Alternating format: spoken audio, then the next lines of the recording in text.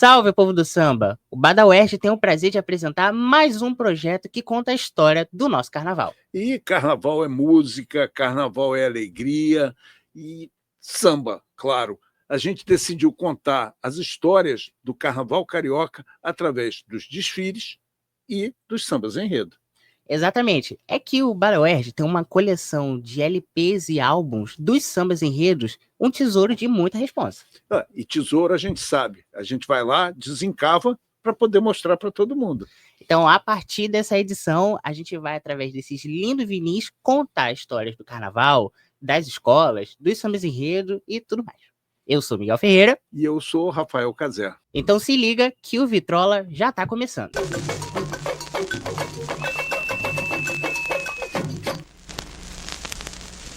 Todo episódio a gente tem uma participação luxuosa de um integrante do projeto de extensão aqui da UERJ, o Samba Vivências. E hoje, nosso convidado luxuosíssimo é Diogo Barros.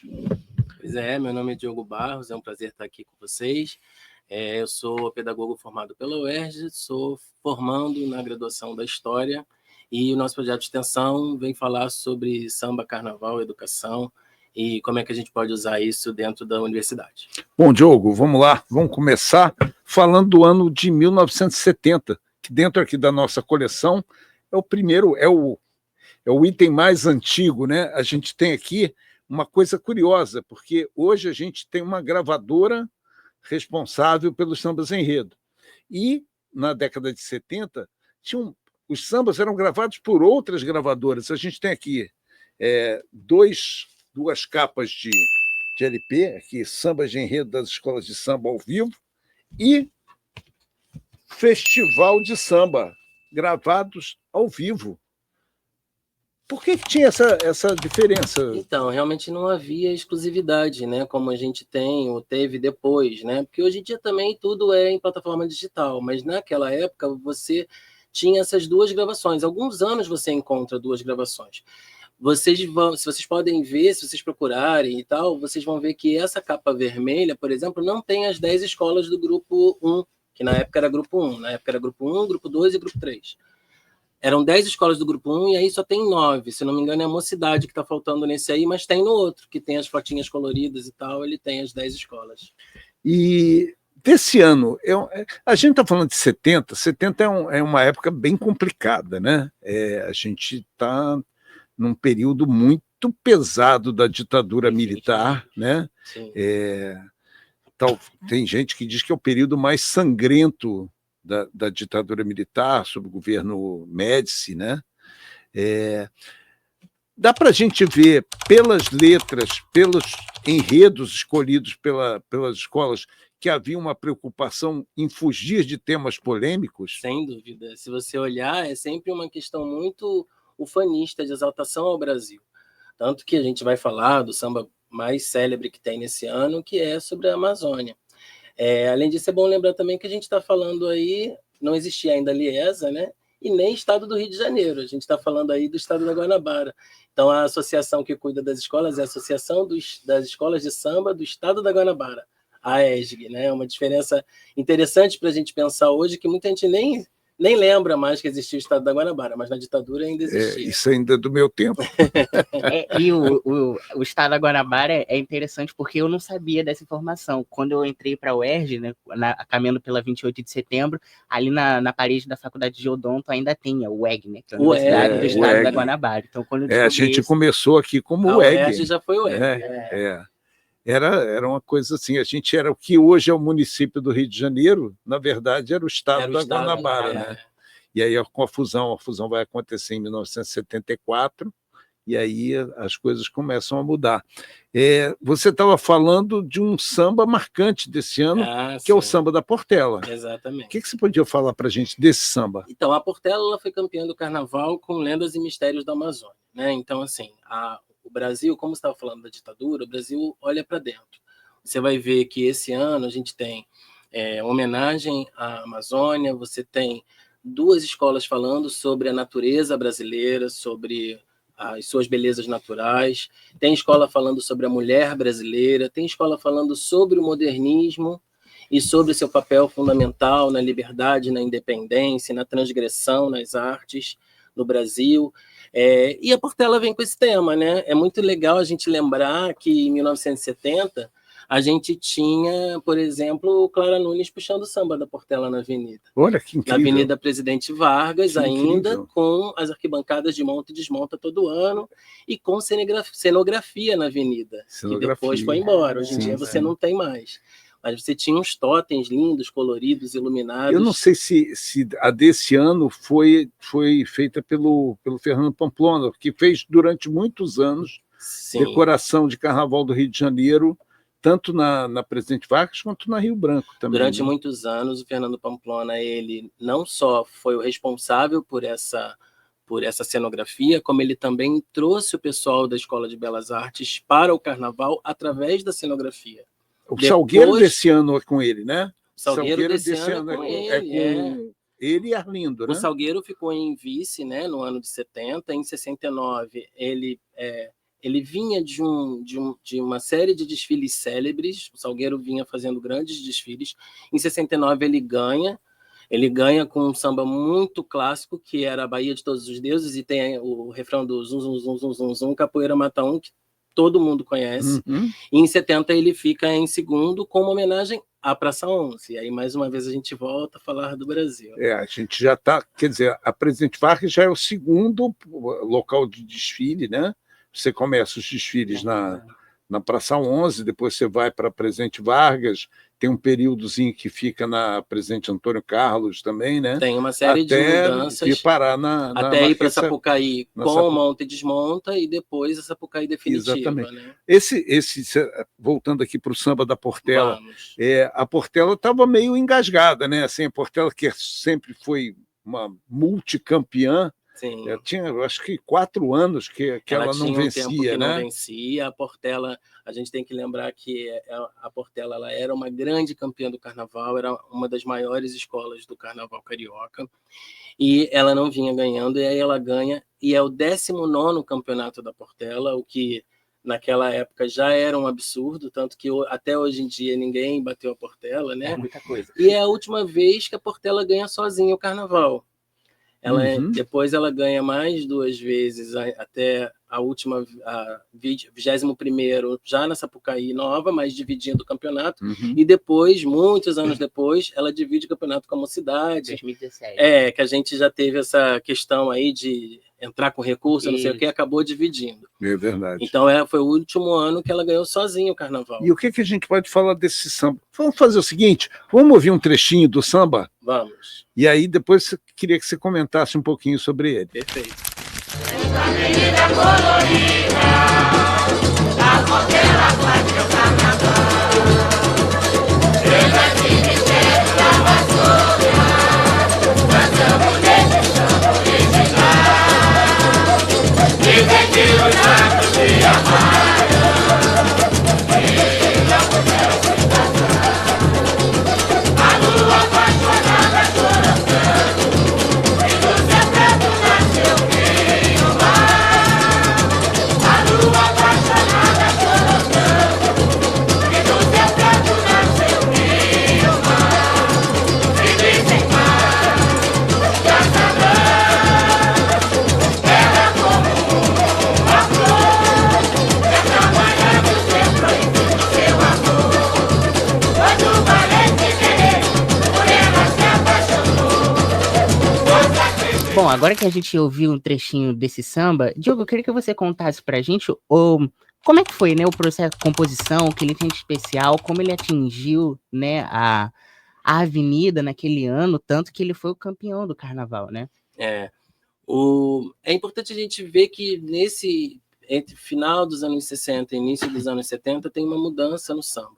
A gente tinha antes sambas enormes, que eles chamavam inclusive de samba lençol, que era um samba que tentava cobrir todo o enredo, falar tudo que estava no enredo. Então os sambas eram muito grandes. Esse samba da Portela, ele já é um samba um pouco mais curto, com refrões mais fortes. Ele traz uma ênfase no refrão. E essa ênfase no refrão torna esses refrões conhecidos até hoje. Hoje em dia, esse samba especificamente, ele toca em quadra e todo mundo canta junto. Ele é um samba do Catone Jabolô e Valtenir, eu acho importante a gente falar isso. Primeiro porque o Valtenir, por exemplo, é tio do Arlindo Cruz, Olha, É, que legal. e isso a gente acha essa informação. Tem uma entrevista do Catone falando sobre o samba também, que é interessante, que ele tinha uma dúvida e ele, por um acaso, encontrou com o mestre Silas de Oliveira, e aí ele deu uma dica, o mestre Silas que nem era da Portela, Lógico, né? assim. Mas ele deu ali uma dica para ele Era também. vizinho, era vizinho. Era vizinho. Era Era vizinho do Império Serrano. Né? Então, já tinha... Mas naquela época a relação era sim, mais complicada com do que é hoje. certeza. Hoje em Naquela dia época são tinha co-irmãs, né? Aquela época ali, não era se tanta bobeasse, Ânimos o estavam pessoal, elevados. se Já tinha. bobeasse, o pessoal roubava a bandeira, né? Aquelas coisas. Né? Nos anos 70 isso já tinha melhorado muito, mas ainda tinha bastante rivalidade. Mas eu acho que é isso, eu acho que o que fica de forte mesmo são os refrões, que hoje em dia você consegue... E a letra é uma poesia, né? E se tornou um clássico, né? Um clássico, foi depois revisto pela própria escola em 2004. Então vamos fazer o seguinte, vamos ouvir também um trechinho desse samba de 2004, que aí dá para o pessoal notar essa diferença que você está falando. Boa, vai ser bom o pessoal ver. A lua apaixonada chorou tanto, e do seu pranto nasceu o rio mar.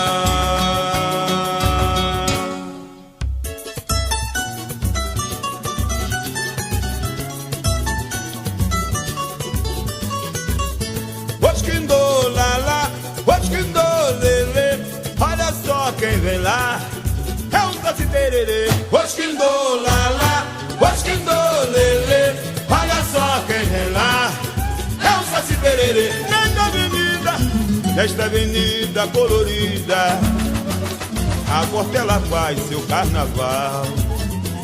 Lendas e mistérios da Amazônia, cantamos neste samba original. Dizem que os sachos se amaram. Diogo, e outra coisa, tem um outro samba. Se a gente olhar aqui, em 1970, foram poucos os sambas que ficaram marcados, né, na história do samba enredo. Mas a gente tem um rapaz aí em 1970, que depois ainda ia fazer muito sucesso, e faz sucesso até hoje, que é o Martinho da Vila. Foi o quarto samba consecutivo que o Martinho ganhou na Vila Isabel, né? Com as Glórias Gaúchas, que ele vem falando, e vamos falando de Brasil, né? Ele agora está falando do Rio Grande do Sul, suas histórias, suas lendas, sua cultura, né? É um samba com a cara do Martinho. O Martinho ele fazia samba nessa época com cara de samba de roda. É um samba que tocava em quadra, mas podia tocar em qualquer roda de samba, e é um samba que o Martinho regravou algumas vezes, né? Então você tem gravações e você ouve o samba da gravação de 70 e parece que você ouve a voz do Martinho, embora ele não esteja, tá? Diz quem puxava o samba nessa época era outra pessoa. Eu acho que é importante a gente falar uma outra coisa interessante com relação a esse ano, que o presidente da Vila Isabel esse ano era o Miro, que ficou muito conhecido por ser presidente e patrono do Salgueiro. Sim, sim. Mas nessa época ele era presidente da Vila Isabel. Mas o samba do Martinho é aquilo, é um classicão, é um samba gostoso de ouvir, é um samba que você reconhece o Martinho na sua letra, na sua melodia. E ele tinha uma outra coisa interessante que ele fazia também, que era botar no samba alguma coisa tipo cantiga popular. E aí tem uma cantiga popular gaúcha, que é o Prenda Minha, que ele joga assim no samba como quem não quer nada, mas ele está ali trazendo essa memória afetiva com o gaúcho também. Vamos aproveitar, deixa. Bota aí o trecho do samba do Martinho, em que ele faz essa citação, a Prenda Minha, música clássica do folclore gaúcho, né? Isso aí.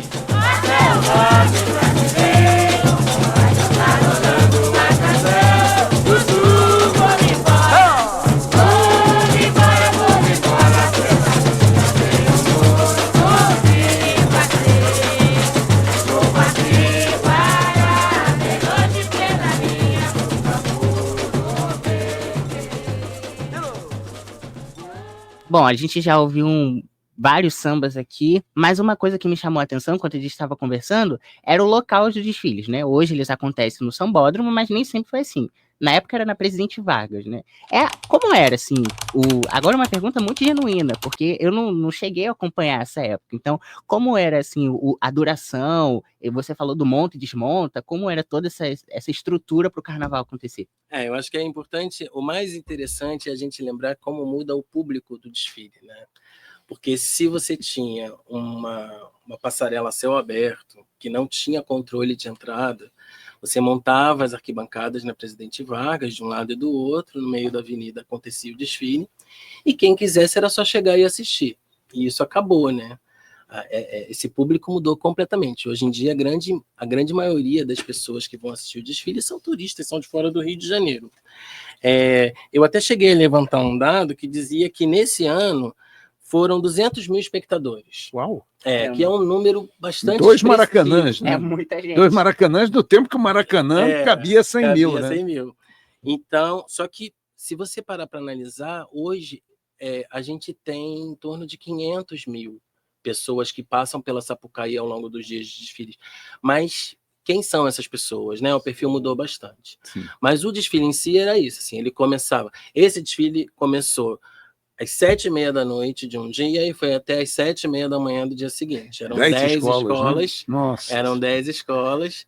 E cedo, né? Porque a gente chegou a ver no Sambódromo já formado mais o ou pessoal menos desfilando isso, com né? o sol na cara. É verdade. Mais do que isso até mais. Eu me lembro em 84 com a Caprichosos de Pilares desfilando saudade. 84 não, 85 desfilando saudade, com sol na cara, sol a pino, né? Isso devia ser quase meio-dia já que estava rolando, né? O desfile. Porque era muita demora entre uma escola e outra, muita bagunça, de tudo, né? Acontecia de tudo. Os desfiles, eles tinham um limite de tempo para acontecer? Tinham, tanto que o Império Serrano, que era uma grande potência não, era uma realidade do carnaval, era uma grande escola, que vinha de grandes desfiles, nesse ano deu tudo errado para o Império Serrano. Eles tentaram, os compositores tentaram refazer a mesma receita de bolo do Mestre Silas e não deu certo. O samba não foi tão legal, o desfile não foi tão legal, eles ultrapassaram o tempo e tiveram penalidade. Eles ficaram em nono, eles quase foram rebaixados. Foi rebaixado, olha que coincidência, como parece com os dias de hoje, foi rebaixado as 2 escolas que subiram, a Unidos de Jacarezinho e a Santa Cruz. Elas subiram e foram rebaixadas. Parece agora, né? Parece atual agora, isso.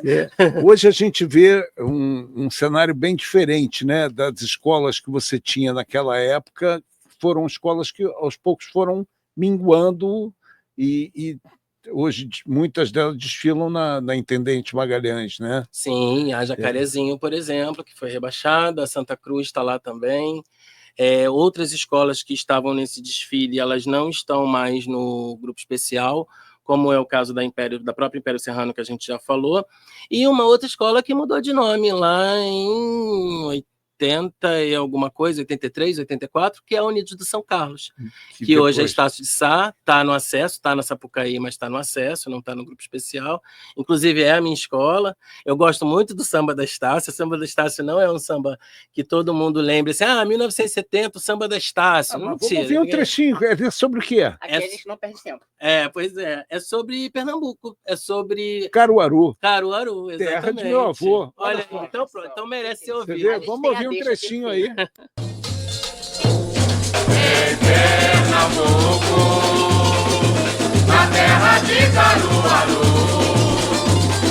eu sou de tanta tradição, do preto e maracatu. Os violeiros, cancioneiras, da bomba dançando e pandeiro.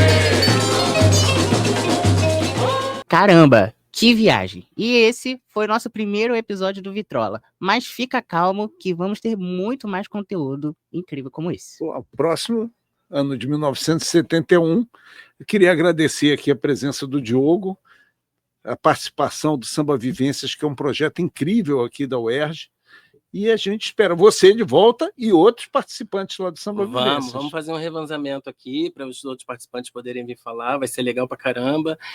Sigam o @Samba Vivências no Instagram, porque tem sempre novidade lá, a gente tem grupo de estudo, a gente tem mesas temáticas que a gente faz, sigam a gente. Foi um prazer, obrigado, gente. Valeu.